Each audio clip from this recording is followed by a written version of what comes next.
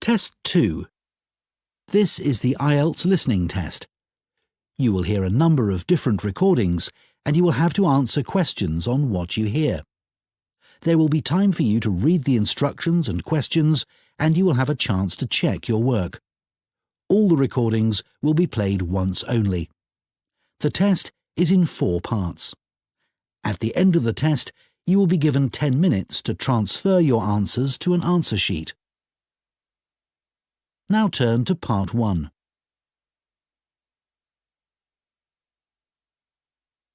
Part 1. You will hear a woman from a job agency giving information to a man about work in a chain of restaurants. First, you have some time to look at questions 1 to 5.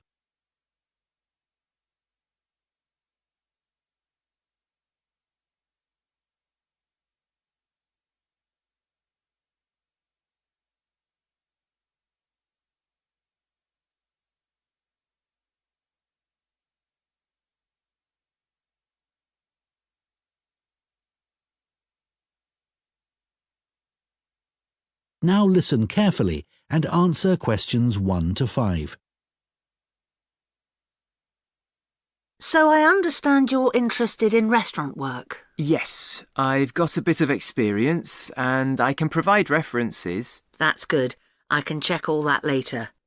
Now, Milo's restaurants have some vacancies at the moment. They're a really good company to work for. Lots of benefits. All right. Yes. They've got a very good reputation for looking after staff. For example, all employees get training, even temporary staff. Oh, really? That's quite unusual, isn't it? Certainly is. And do staff get free uniforms too? You just need to wear a white t-shirt and black trousers, it says here. So I guess not.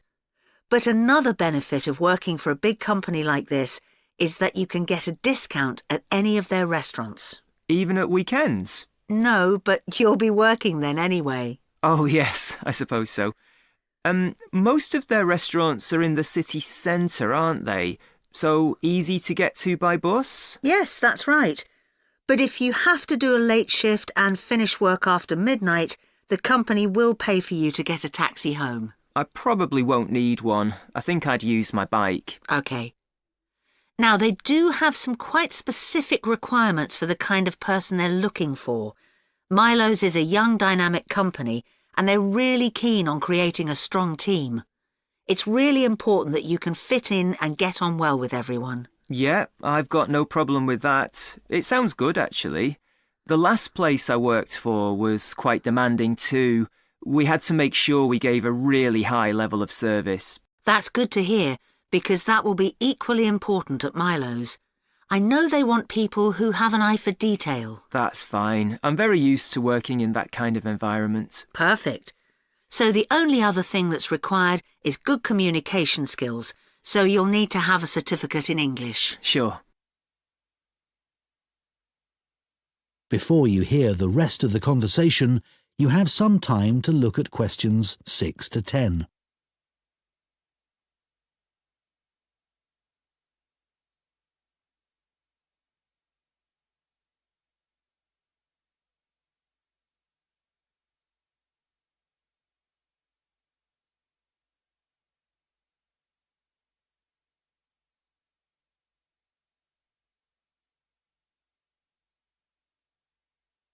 Now listen and answer questions 6 to 10. OK, let's have a look at the current job vacancies at Milo's. The first one is in Wivenhoe Street. Sorry, where? Wivenhoe. W-I-V-E-N-H-O-E. It's quite central, just off Cork Street. Oh, right. They're looking for a breakfast supervisor. That would be okay. So you're probably familiar with the kind of responsibilities involved. Obviously checking that all the portions are correct, etc. And then things like checking all the procedures for cleaning the equipment are being followed. Okay. And what about the salary? In my last job, I was getting £9.50 per hour. I was hoping to get a bit more than that. Well, to begin with, you'd be getting £9.75, but that goes up to £11.25 after 3 months. That's not too bad. And I suppose it's a very early start. That's the only unattractive thing about this job. But then you have the afternoons and evenings free. So the restaurant starts serving breakfast from 7 a.m. and you'd have to be there at 5:30 to set everything up. But you'd be finished at 12:30. Well, as you say, there are advantages to that. Now, you might also be interested in the job at the City Road branch. That's for a junior chef, so again, a position of responsibility. I might prefer that, actually. Right. Well, obviously, this role would involve supporting the sous chef and other senior staff.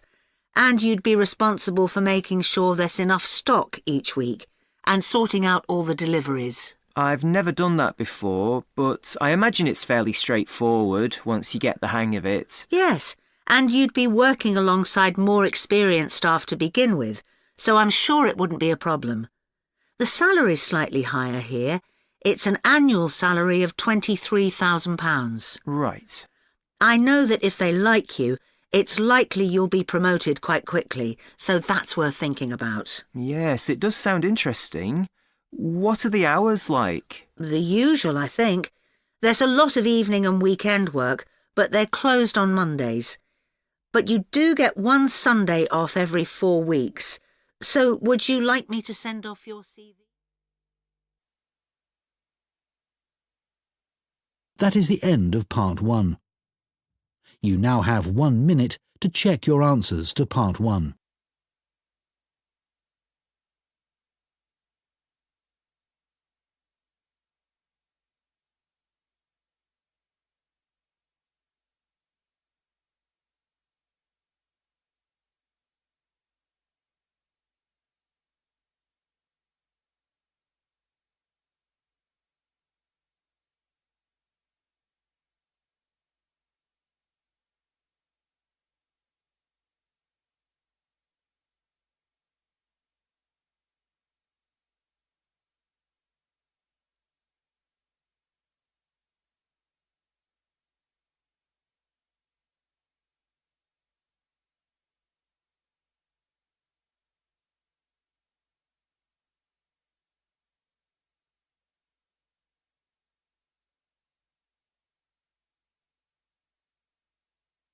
Part 2.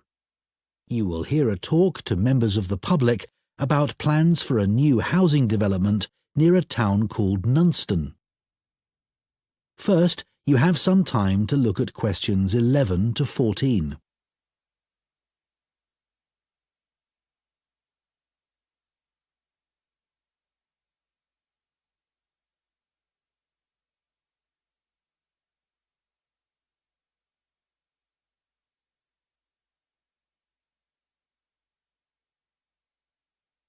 Now listen carefully and answer questions 11 to 14.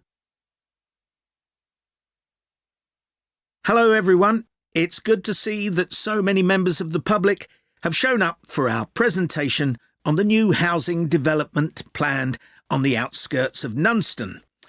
I'm Mark Reynolds and I'm Communications Manager at the development. I'll start by giving you a brief overview of our plans for the development. So, one thing I'm sure you'll want to know is why we've selected this particular site for a housing development. At present, it's being used for farming, like much of the land around Nunston. But because of the new industrial centre in Nunston, there's a lot of demand for housing for employees in the region, as many employees are having to commute long distances at present.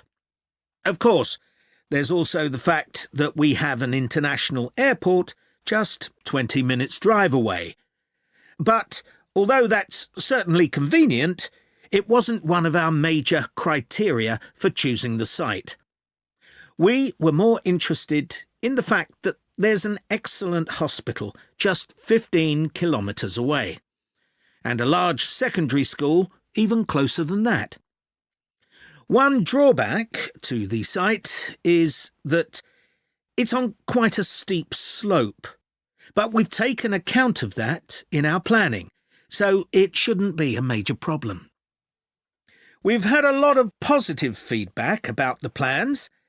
People like the wide variety of accommodation types and prices, and the fact that it's only a short drive to get out into the countryside from the development. We were particularly pleased that so many people liked the designs for the layout of the development, with the majority of people saying it generally made a good impression and blended in well with the natural features of the landscape, with provision made for protecting trees and wildlife on the site. Some people have mentioned that they'd like to see more facilities for cyclists, and we'll look at that, but the overall feedback has been that the design and facilities of the development make it seem a place where people of all ages can live together happily. Before you hear the rest of the talk, you have some time to look at questions 15 to 20.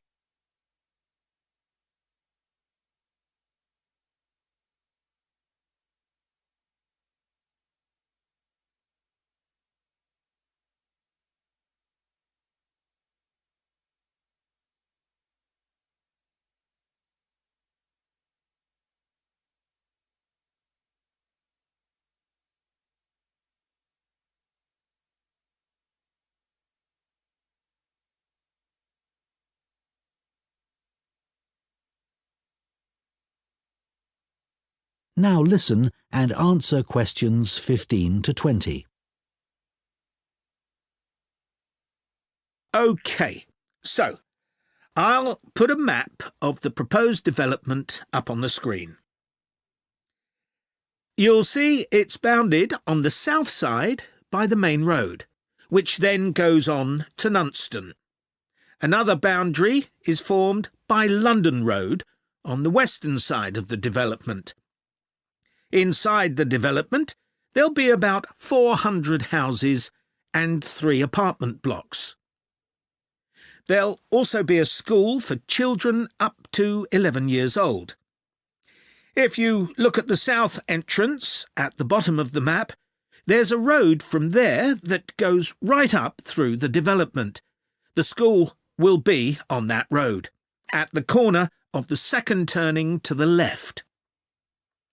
A large sports centre is planned with facilities for indoor and outdoor activities. This will be on the western side of the development, just below the road that branches off from London Road. There'll be a clinic where residents can go if they have any health problems. Can you see the lake towards the top of the map? The clinic will be just below this, to the right of a street of houses. There'll also be a community centre for people of all ages. On the northeast side of the development, there'll be a row of specially designed houses specifically for residents over 65, and the community centre will be adjoining this.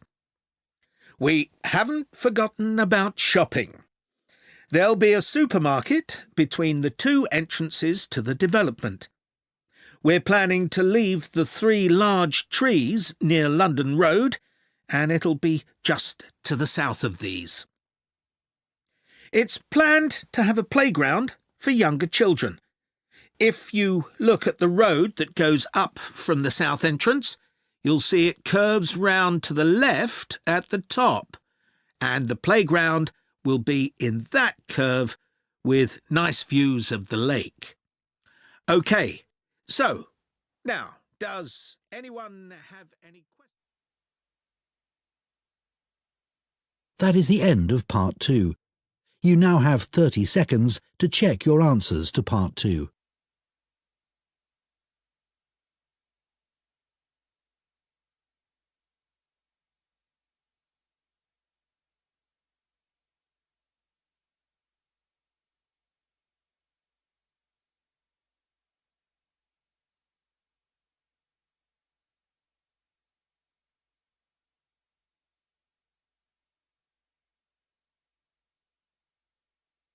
Part 3. You will hear two geography students, Adam and Michelle, talking about a volcanic eruption which took place in Iceland in 1783. First, you have some time to look at questions 21 to 26.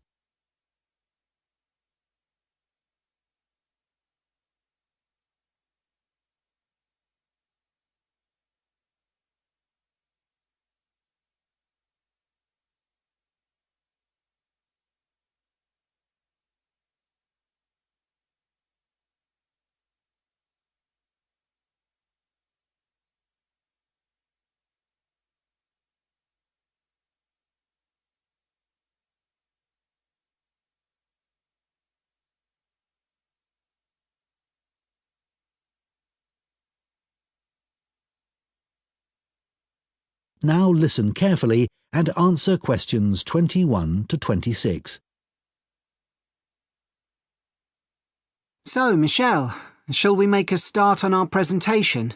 We haven't got that much time left. No, Adam, but at least we've done all the background reading. I found it really interesting. I'd never even heard of the Laki eruption before this. Me neither. I suppose 1783 is a long time ago. But it was a huge eruption, and it had such devastating consequences. I know. It was great there were so many primary sources to look at. It really gives you a sense of how catastrophic the volcano was. People were really trying to make sense of the science for the first time. That's right.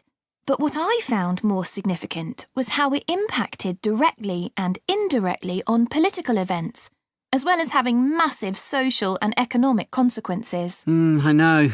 That should be the main focus of our presentation. The observations made by people at the time were interesting, weren't they? I mean, they all gave a pretty consistent account of what happened, even if they didn't always use the same terminology. Yeah. I was surprised there were so many weather stations established by that time. So, you can see how the weather changed often by the hour. Right. Writers at the time talked about the Laki haze to describe the volcanic fog that spread across Europe. They all realised that this wasn't the sort of fog they were used to. And, of course, this was in pre-industrial times, so they hadn't experienced sulphur-smelling fog before. No, that's true. Reports from the period blamed the haze for an increase in headaches, respiratory issues and asthma attacks. And they all describe how it covered the sun and made it look a strange red colour. Must have been very weird. It's interesting that Benjamin Franklin wrote about the haze. Did you read that? He was the American ambassador in Paris at the time. Yeah. At first, no one realised that the haze was caused by the volcanic eruption in Iceland. It was Benjamin Franklin who realised that before anyone else. He's often credited with that, apparently. But a French naturalist beat him to it. I can't remember his name. I'd have to look it up. Then other naturalists had the same idea, all independently of each other. Oh, right. We should talk about the immediate impact of the eruption, which was obviously enormous, especially in Iceland, where so many people died. You'd expect that, and the fact that the volcanic ash drifted so swiftly, but not that the effects would go on for so long, or that 2 years after the eruption, strange weather events were being reported as far away as North America and North Africa. No, I found all that hard to believe too. It must have been terrible, and there was nothing anyone could do about it, even if they knew the ash cloud was coming in their direction. Before you hear the rest of the discussion, you have some time to look at questions 27 to 30.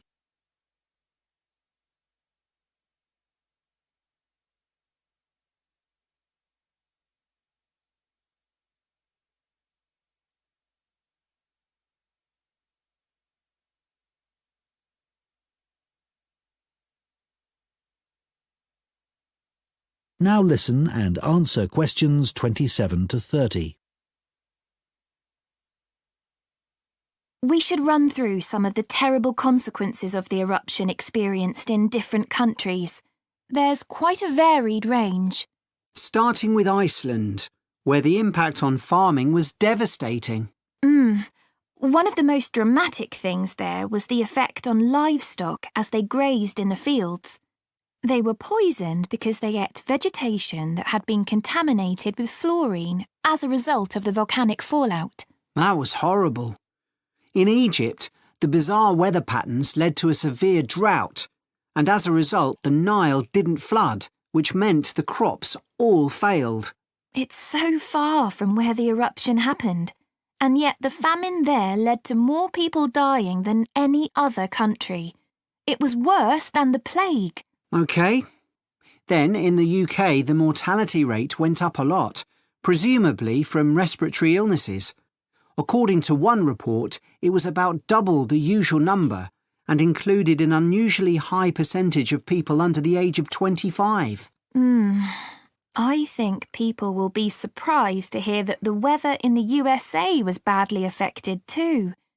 George Washington even makes a note in his diary that they were snowbound until March in Virginia. That was before he became president. Yes, and there was ice floating down the Mississippi, which was unprecedented. Oh, astonishing, really.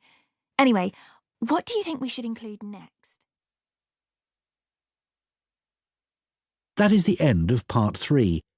You now have 30 seconds to check your answers to Part 3.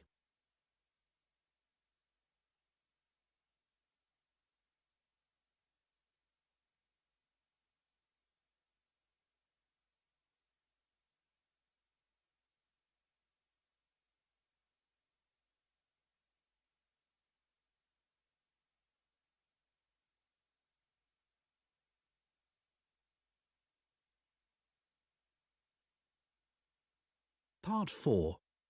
You will hear a student on a fashion design course giving a talk about the history of pockets. First, you have some time to look at questions 31 to 40.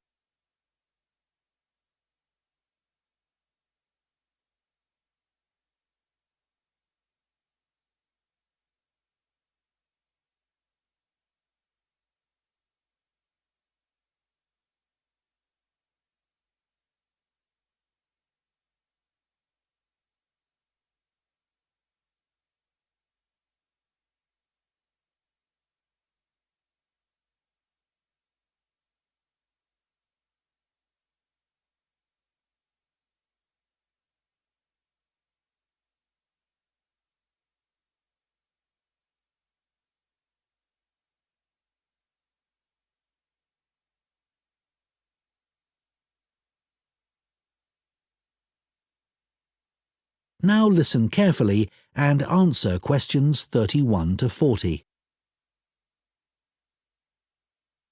Good morning. Now, we've been asked to choose an aspect of European clothing or fashion and to talk about its development over time. I decided to focus on a rather small area of clothing, and that's pockets. I chose pockets for two reasons, really. We all have them in jeans, jackets, coats, for example, and even though we often carry bags or briefcases as well, nothing is quite as convenient as being able to pop your phone or credit card into your pocket. Yet, I suspect that other than that, people don't really think about pockets too much, and they're rather overlooked as a fashion item. It's certainly very interesting to go back in time and see how pockets developed for men and women. In the 18th century, fashions were quite different from the way they are now, and pockets were too. If we think about male fashion first, that was the time when suits became popular. Trousers were knee-length only, and referred to as breeches. The waistcoats were short, and the jackets were long. But all three garments were lined with material, and pockets were sewn into this cloth by whichever tailor the customer used. The wearer could then carry small objects such as pencils or coins on their person, and reach them through a gap in the lining. Coat pockets became increasingly decorative on the outside for men who wanted to look stylish. But they were often larger but plainer if the wearer was someone with a profession who needed to carry medical instruments. A doctor or physician, for example.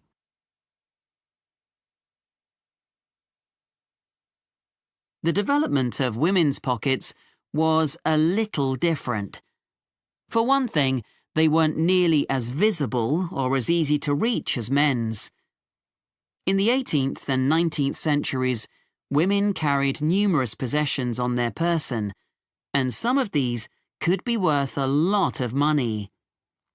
Women were more vulnerable to theft, and wealthy women, in particular, worried constantly about pickpockets. So, what they did was to have a pair of pockets made that were tied together with string. The pockets were made of fabric, which might be recycled cloth if the wearer had little money, or something more expensive, such as linen, sometimes featuring very delicate embroidery. Women tied the pockets around their waist, so that they hung beneath their clothes. Remember, skirts were long then, and there was plenty of room to hide a whole range of small possessions between the layers of petticoats that were commonly worn. They would have an opening in the folds of their skirts, through which they could reach whatever they needed, like their perfume. Working women, of course, also needed to carry around items that they might use for whatever job or trade they were involved in, but their pairs of pockets still remained on the inside of their clothing. They just got bigger or longer, sometimes reaching down to their knees. So, the tie-on pockets went well into the 19th century, and only changed when fashion altered towards the end of that period. That's when dresses became tighter and less bulky, and the pairs of pockets became very noticeable. They stood out too much and detracted from the woman's image. Women who had been used to carrying around a range of personal possessions, and still wanted to, needed somewhere to carry these items about their person. That was when small bags, or pouches as they were known, came into fashion, and, of course, they inevitably led onto the handbag of more modern times, particularly when fashion removed pockets altogether. That is the end of Part 4. You now have 1 minute to check your answers to Part 4.